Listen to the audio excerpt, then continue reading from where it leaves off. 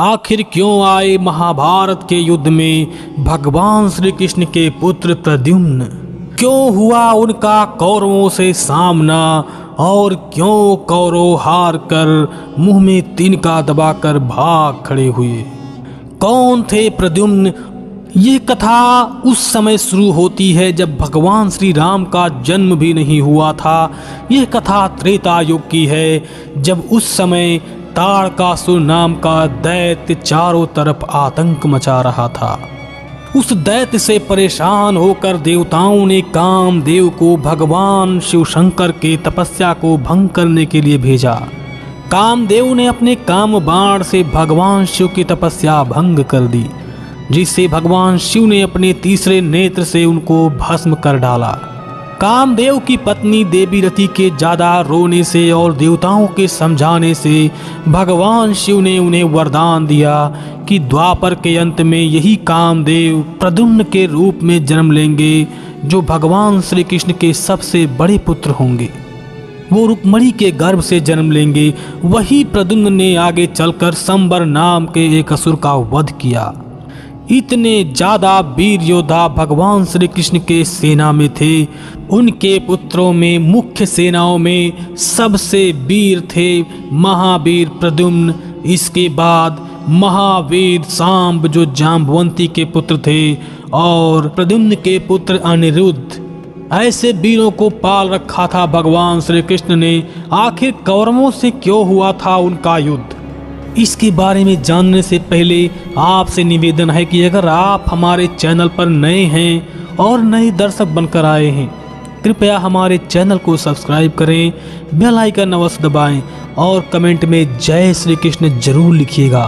भगवान श्री कृष्ण की कृपा आपके समस्त परिवार पर सदैव बनी रहेगी। जरासंध के 16 बार हार जाने के बाद भगवान श्री कृष्ण अपनी प्रजाओं की रक्षा करने के लिए मथुरा को छोड़कर द्वारिका नाम का एक अलग राज्य बसाया, जो गुजरात के समुद्र में पड़ता था।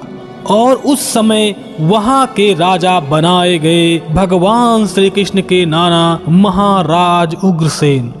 महाराज उग्रसेन के सेनापतियों ने और मंत्रियों ने बताया कि हे महाराज, अगर आप राजसूय यज्ञ कर लें तो आपके सेना और आपकी प्रजा सब सुखी हो जाएगी।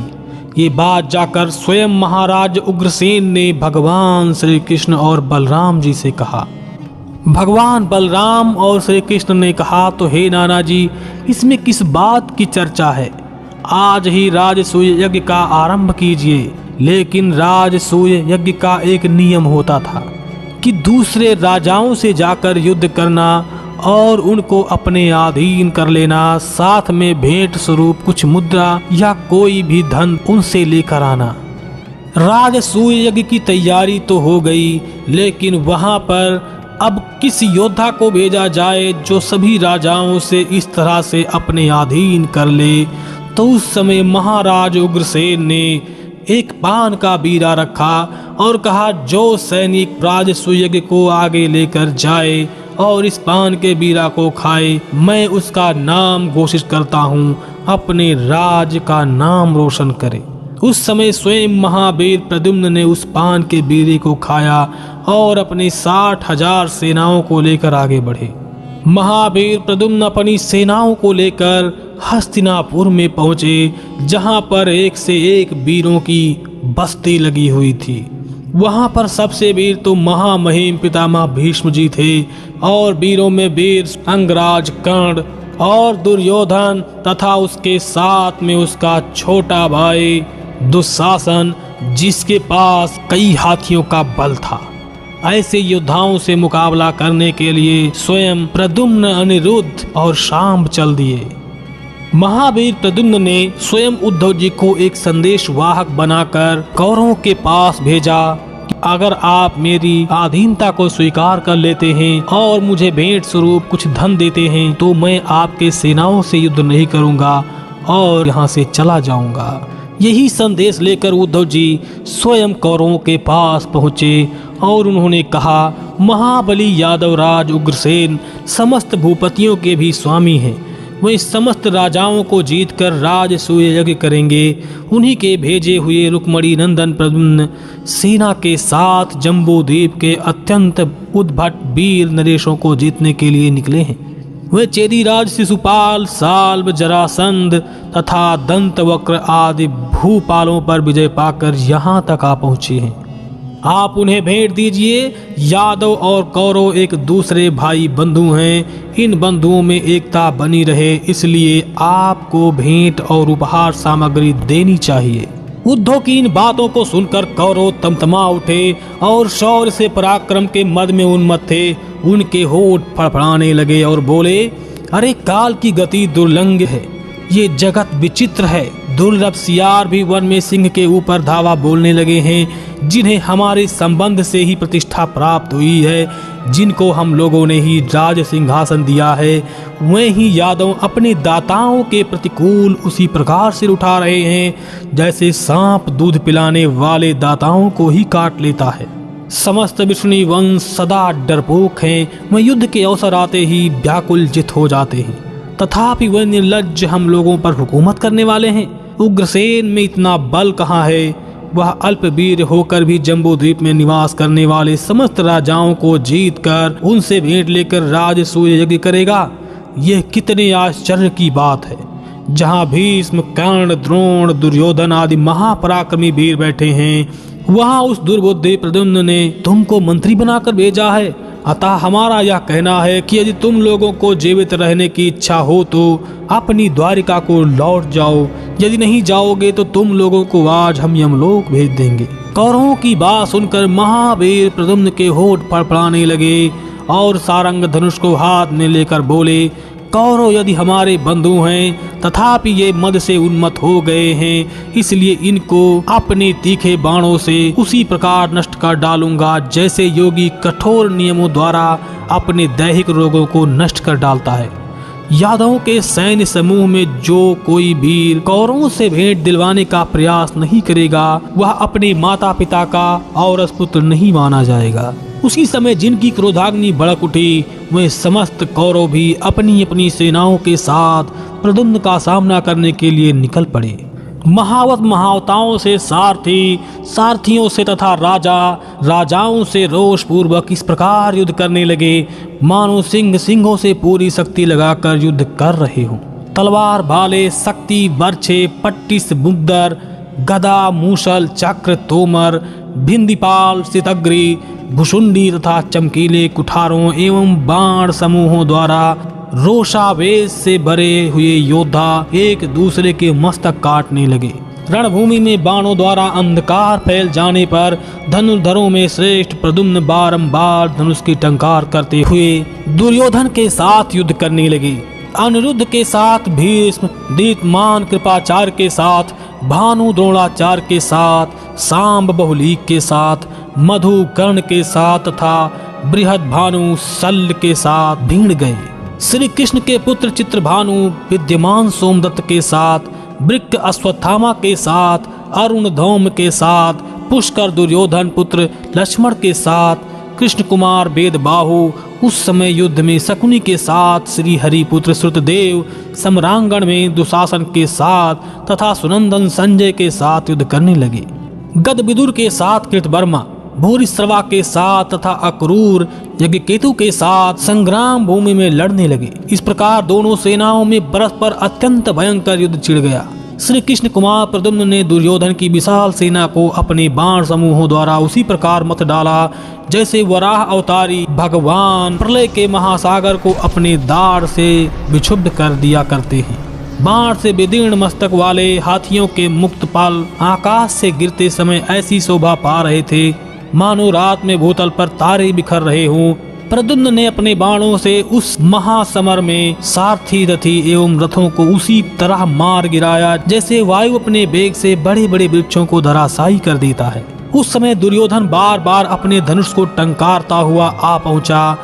उसने उस युद्ध में 10 बाणों को प्रद्युम्न पर छोड़ा, किंतु यादवेश्वर भगवान प्रद्युम्न ने उन बाणों को अपने ऊपर पहुंचने के पहले ही काट गिराया। तब दुर्योधन ने पुनः प्रद्युम्न के कवचों को अपना निशाना बनाकर सोने के पंख वाले 10 सायक चलाए। वे सहायक प्रद्युम्न के कवचों को विदीर्ण करके उनके शरीर में समा गए। तत्पश्चात सहस्त्र बाण समूहों द्वारा प्रहार करके धृतराष्ट्र बलवान पुत्र महावीर दुर्योधन ने प्रद्युम्न के रथ के सहस्त्र घोड़ों को मार डाला। फिर 100 बाणों से प्रत्यंचा सहित उनके उत्तम धनुष को भी खंडित कर दिया। प्रद्युम्न ने उस रथ को त्याग कर तत्काल दूसरे रथ पर जा बैठे। इसके बाद उन्होंने भगवान श्री कृष्ण के दिए हुए धनुष को हाथ में लेकर उस पर विधि पूर्वक प्रत्यंचा चढ़ाई और एक बाण का संधान करके उसे अपने कान तक खींचा और बाहुदंड के वेग से बाणों को दुर्योधन के रथ के नीचे धंसा दिया। वह बाण दुर्योधन के रथ को ले उड़ा और 2 घड़ी तक उसे आकाश में घुमाता रहा। तत्पश्चात जैसे छोटा बालक कमंडलू के फेंक देता है, उसी प्रकार उस बाण ने दुर्योधन के रथ को आकाश से नीचे गिरा दिया। नीचे गिरने से वह रथ तत्काल चूर चूर हो गया। उसके सभी घोड़े सारथी सहित मृत्यु के ग्रास बन गए। प्रद्युम्न ने स्वयं दुर्योधन को आकाश मार्ग से उड़ा दिया और वो दुर्योधन जमीन पे गिरते हुए रक्त की बौछार करने लगा और युद्ध क्षेत्र से भाग गया। दुर्योधन के चले जाने पर वहां बड़ा भारी हाहाकार मचा। तब गंगानंदन देवव्रत भीष्म तुरंत वहां आ पहुंचे और उन यादवों को देखते देखते बारंबार धनुष टंकार करते हुए यादव सेना को उसी प्रकार भस्म करने लगे जैसे प्रज्वलित दावानल किसी वन को दग्ध कर देता है। भीष्म जी समस्त धर्मधारियों में श्रेष्ठ महान भगवत भक्त विद्वान और वीर समुदाय के अग्रगण्य थे। उन्होंने युद्ध में परशुराम जी के छक्के छुड़ा दिए थे। उनके मस्तक पर शिरस्त्राण एवं मुकुट शोभा पाता था। उनकी अंग कांति गौर थी। दाढ़ी मूछ के बाल सफेद हो गए थे। वह कौरवों के पिता माँ थे, तो भी बलपूर्वक युद्ध भूमि में विचरते हुए 16 वर्ष के नवयुवक के समान जान पड़ते थे। उन्होंने अपने बाणों से अनिरुद्ध की विशाल सेना को मार गिराया। हाथियों के मस्तक काट डाले, घोड़ों की गर्दनें उतर गईं। हाथ में तलवार लिए पैदल योद्धा बाणों की मार खाकर 2 टुकड़े में विभक्त हो गए। अनिरुद्ध बड़ी पताका वाले रथ पर आरूढ़ हो भीष्म का सामना करने लगे। आगे बढ़े। प्रलय काल के महासागर से उठी हुई ऊंची ऊंची भौरों और तरंगों के भयानक घात प्रतिघात प्रकट हुई। ध्वनि के समान गंभीर नाद करने वाली भीष्म के धनुष की प्रत्यंचा को प्रद्युम्न नंदन अनिरुद्ध ने एक ही बाण से काट डाला। ठीक उसी तरह जैसे गरुड़ ने अपने तीखे चोंच से किसी नागिन के 2 टुकड़े कर दिए हों। तब मनुष्य भीम ने दूसरा धनुष लेकर उस पर प्रत्यंचा चढ़ाई और युद्ध भूमि में सबके देखते देखते उस पर ब्रह्मास्त्र का संधान कर दिया। उससे बड़ा प्रचंड तेज प्रकट हुआ। यह देख माधव अनिरुद्ध ने भी अपनी सेना की रक्षा के लिए स्वयं ब्रह्मास्त्र का संधान किया। वे दोनों ब्रह्मास्त्र 12 सूर्य के समान तेजस्वी होकर परस्पर युद्ध करने लगे। तब अनिरुद्ध ने तीनों लोकों को दहन करने में समर्थ उन दोनों अस्त्रों का उपसंहार कर दिया। साथ ही यदुकुल तिलक अनिरुद्ध ने गंगानंदन भीष्म के विद्युत के समान दीप्तिमान धनुष को भी सायकों द्वारा उसी तरह काट डाला जैसे सूर्य अपनी किरणों से कुहासे को नष्ट कर देता है। तब भीष्म ने लाख भार की बनी हुई सुदृढ़ गदा हाथ में लेकर उसे अनिरुद्ध पर चलाया और सिंह के समान गर्जना की।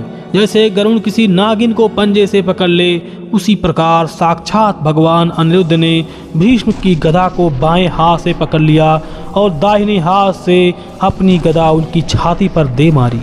उसी गदा के प्रहार से व्यथित हो गंगानंदन भीष्म मूर्छित होकर रथ से नीचे गिर पड़े।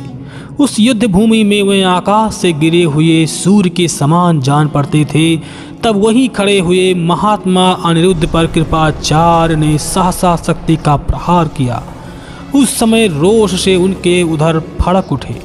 दोस्तों, ये कथा बहुत लंबी होती जा रही है, इसलिए इस युद्ध का दूसरा पार्ट मैं आपके लिए बनाऊंगा। अगर ये कथा आपको अच्छी लगी तो वीडियो को ज़्यादा से ज़्यादा लाइक करें। टारगेट रखते हैं 5000 लाइक का, और कमेंट में पार्ट 2 जरूर लिखें। और जाते जाते जय श्री कृष्ण कमेंट करना बिल्कुल भी मत भूलिएगा। भगवान श्री कृष्ण की कृपा आपके समस्त परिवार पर सदैव बनी रहेगी।